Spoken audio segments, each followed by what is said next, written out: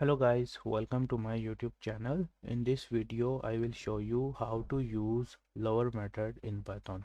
So if you want to use the lower method in order to uh, convert these uppercase values into lowercase, you can do it by this.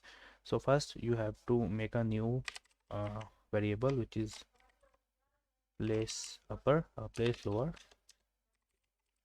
and then you are going to use the variable name which is place, and then an operator dot, then you are going to use a method which is lower lower, and then the parenthesis.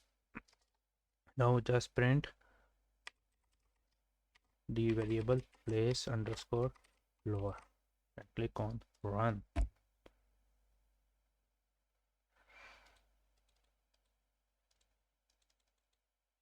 Okay, so as you can see, the values is automatically converted into lowercase. So in this way you can use lower method in Python. Hope you like this little tutorial. Feel free to subscribe to my channel, and if you have any question related to Python, you can ask me in the comment section. Thanks for watching. Bye bye.